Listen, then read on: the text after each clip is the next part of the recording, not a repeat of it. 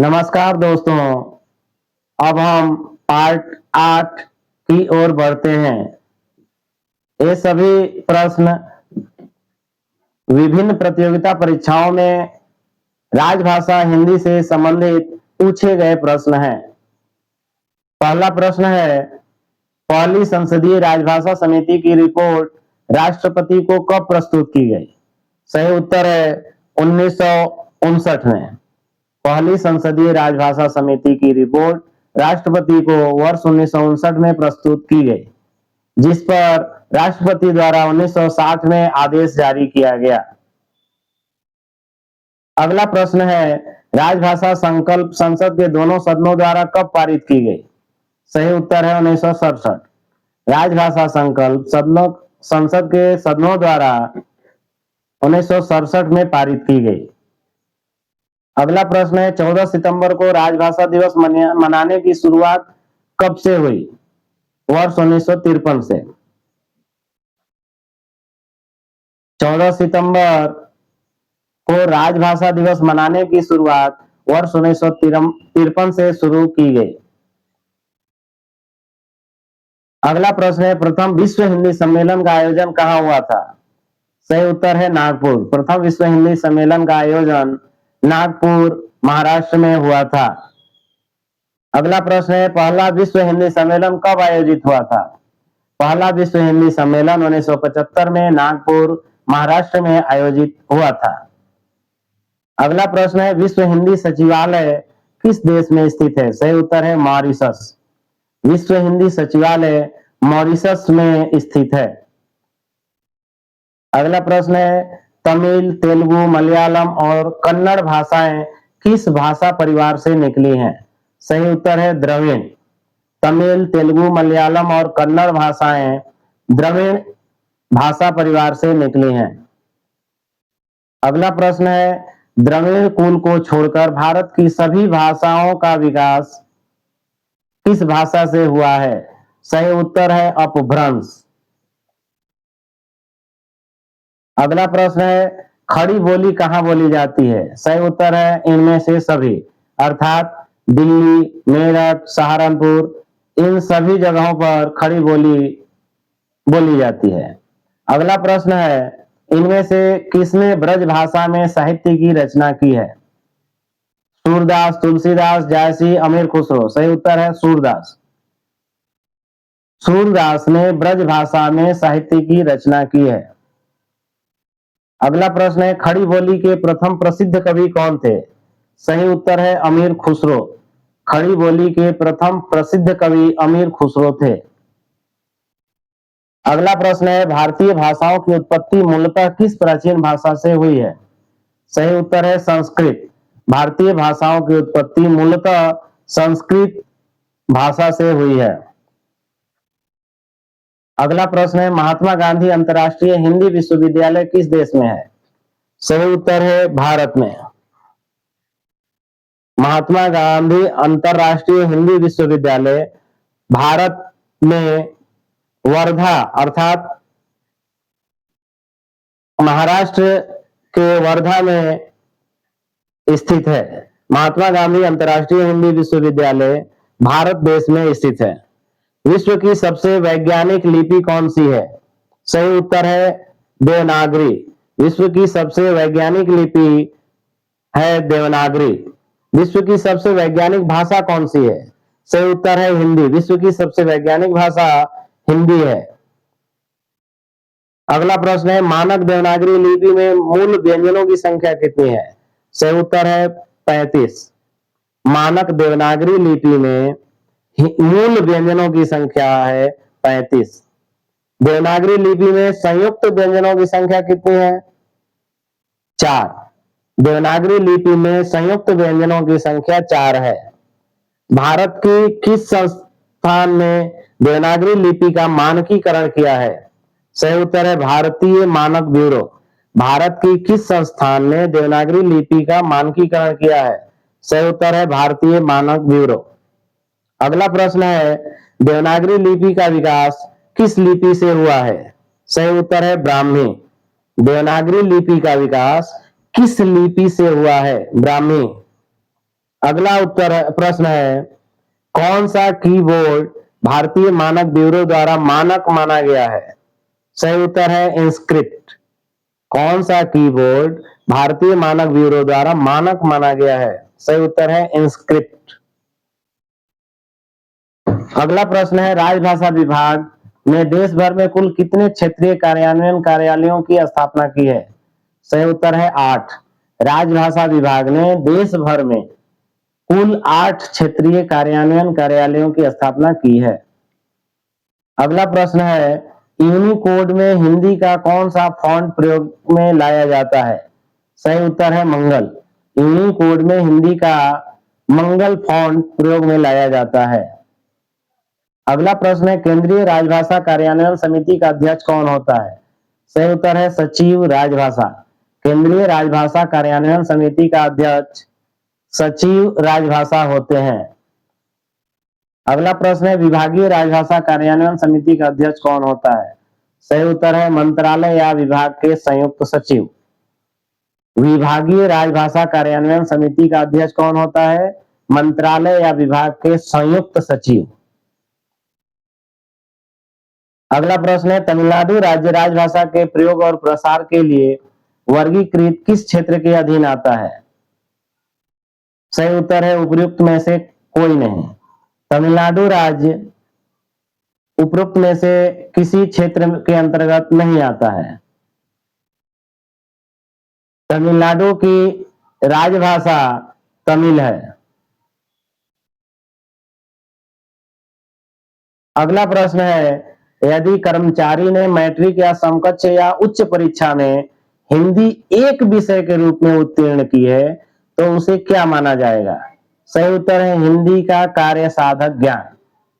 यहीं पर अगर यह पूछा जाए कि यदि किसी कर्मचारी ने मैट्रिक या समकक्ष या उच्च परीक्षा हिंदी माध्यम से उत्तीर्ण की है तो उसे हिंदी का प्रवीण माना जाएगा, हिंदी में प्रवीण माना जाएगा यदि उसने हिंदी माध्यम को अपनाया है। लेकिन यदि किसी एक विषय को हिंदी के रूप में लेके परीक्षा दिया है तो उसे हिंदी का कार्य साधक ज्ञान होना माना जाएगा। अगला प्रश्न है, संसद की राजभाषा समिति में कितने सदस्य होते हैं? संसद की राजभाषा समिति में 30 सदस्य होते हैं, 20 लोकसभा से और 10 राज्यसभा से। संसद की राजभाषा समिति के अध्यक्ष माननीय गृह मंत्री होते हैं। अगला प्रश्न है, राजभाषा अधिनियम को लागू करने के लिए नियम बनाने का अधिकार किसे है? सही उत्तर है केंद्रीय सरकार। राजभाषा अधिनियम को लागू करने के लिए नियम बनाने का अधिकार केंद्र सरकार को है। अगला प्रश्न है, ओलिक का विस्तार रूप क्या है? सही उत्तर है official language implementation committee. Oleic अर्थात ऑफिशियल लैंग्वेज इंप्लीमेंटेशन कमेटी। अगला प्रश्न है, संघ शासकीय कार्यों को हिंदी में करने का वार्षिक कार्यक्रम किसके अनुपालन में जारी की जाती है? सही उत्तर है राजभाषा संकल्प। संघ शासकीय कार्यों को हिंदी में करने का वार्षिक कार्यक्रम राजभाषा संकल्प के अनुपालन में जारी की जाती है। अगला प्रश्न है, गौ क्षेत्र के केंद्र सरकार के कार्यालयों में कार्यरत कर्मचारियों और अधिकारियों द्वारा हिंदी में नोटिंग का प्रतिशत कितना होना चाहिए? सही उत्तर है 30%। अगला प्रश्न है, राजभाषा अधिनियम 1976 के अनुसार निम्न में से कौन सा राज्य ग क्षेत्र में नहीं है? सही उत्तर है महाराष्ट्र। महाराष्ट्र ख क्षेत्र के अंतर्गत आता है, बाकी सभी ग क्षेत्र के अंतर्गत आते हैं। अगला प्रश्न है, कौन सा दस्तावेज राजभाषा अधिनियम 1963 यथा संशोधित 1967 की धारा 3(3) में आता है? सही उत्तर है सभी सही हैं, अर्थात संविदा, अधिसूचना और संकल्प राजभाषा अधिनियम 1963 की धारा 3(3) के अंतर्गत इन्हें द्विभाषी रूप में जारी करना अनिवार्य है। उपरोक्त सभी धारा 3(3) के अंतर्गत आते हैं। अगला प्रश्न है, निम्न अंग्रेजी शब्द तथा उनके हिंदी अनुवाद में उस युग्म का चयन करें जिसमें सही हिंदी अनुवाद नहीं दिया गया है। उत्तर होगा चीफ एडमिनिस्ट्रेटिव ऑफिसर, मुख्य कार्यपालक अधिकारी। इसका सही उत्तर होना है मुख्य प्रशासनिक अधिकारी। चीफ एडमिनिस्ट्रेटिव ऑफिसर का अर्थ है मुख्य प्रशासनिक अधिकारी, जबकि यहां दिया है मुख्य कार्यपालक अधिकारी, यह सही नहीं है। अप्रूव्ड का अर्थ है अनुमोदित, सैंक्शन का अर्थ है स्वीकृत, ड्राफ्ट का अर्थ है मसौदा। तो इसी प्रकार से चीफ एडमिनिस्ट्रेटिव ऑफिसर का मतलब होता है मुख्य प्रशासनिक अधिकारी। यह जो युग्म दिया गया यह सही नहीं है, इसलिए इस प्रश्न का सही उत्तर घ होगा।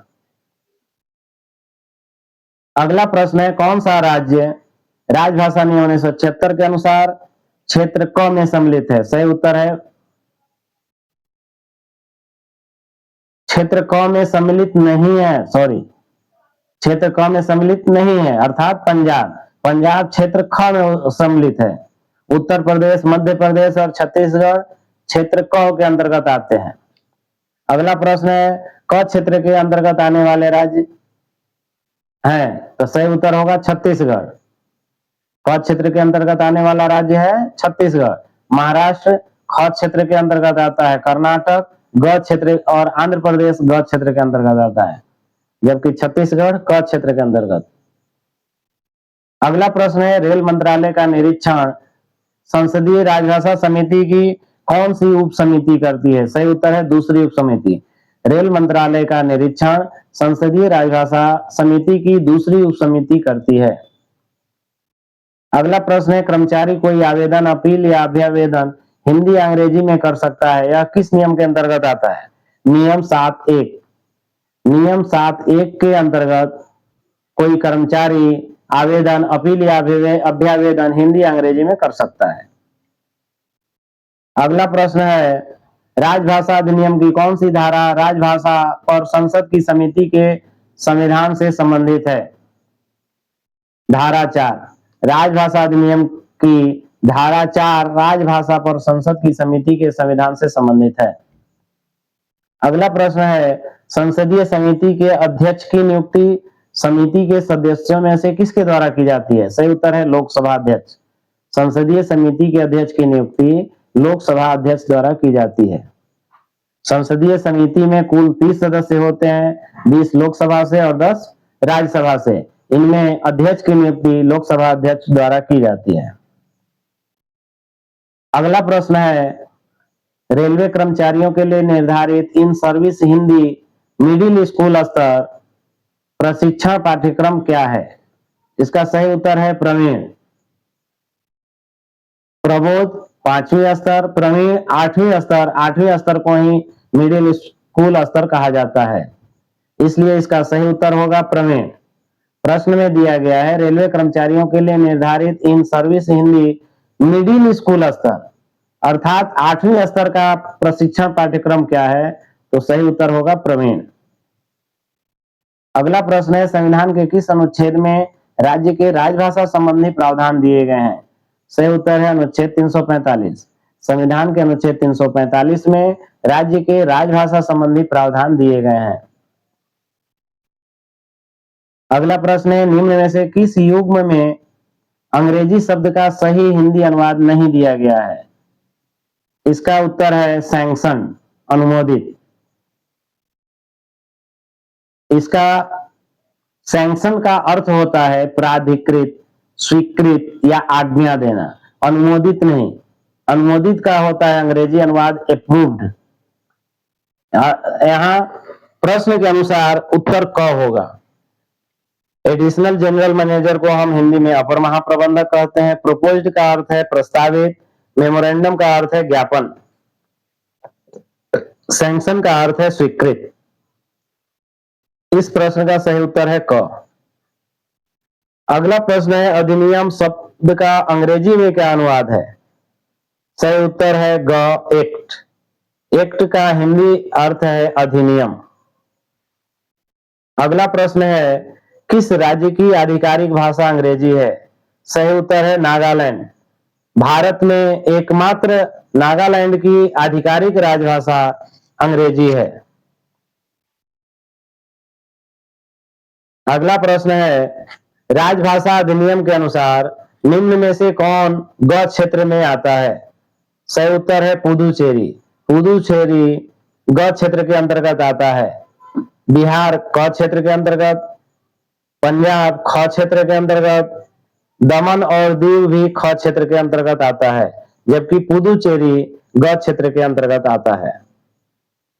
अगला प्रश्न है, वर्ष 1965 तक भारत संघ के आधिकारिक उद्देश्य के लिए उपयोग की जाने वाली मुख्य भाषा कौन थी? सही उत्तर है अंग्रेजी। वर्ष 1965 तक भारत संघ के आधिकारिक उद्देश्य के लिए उपयोग की जाने वाली मुख्य भाषा अंग्रेजी थी। अगला प्रश्न है, राजभाषा विभाग का गठन कब किया गया? सही उत्तर है वर्ष 1975 में। राजभाषा विभाग का गठन वर्ष 1975 में किया गया। यह प्रश्न बार बार पूछा जाता है। अगला प्रश्न है, हिंदी में प्रवीणता प्राप्त कर्मचारी की परिभाषा किसके अंतर्गत दी गई है? सही उत्तर है राजभाषा नियम 1976 के नियम 9 के अंतर्गत। हिंदी में प्रवीणता प्राप्त कर्मचारी की परिभाषा राजभाषा नियम 1976 के नियम 9 के अंतर्गत दी गई है। राजभाषा नियम 1976 के नियम 9 के अंतर्गत हिंदी में प्रवीणता प्राप्त कर्मचारी की परिभाषा दी गई है। अगला प्रश्न है, मराठी भाषा की लिपि क्या है? सही उत्तर है देवनागरी। मराठी भाषा की लिपि देवनागरी है। अगला प्रश्न है, संविधान की 8वीं अनुसूची में निम्न में से कौन सी भाषा सम्मिलित नहीं है? सही उत्तर है अवधी। संविधान की 8वीं अनुसूची में असमिया, संस्कृत और उर्दू शामिल है, जबकि अवधी 8वीं अनुसूची में शामिल नहीं है। इस प्रकार हमारा पार्ट 8 पूरा होता है। धन्यवाद। Thank you so much.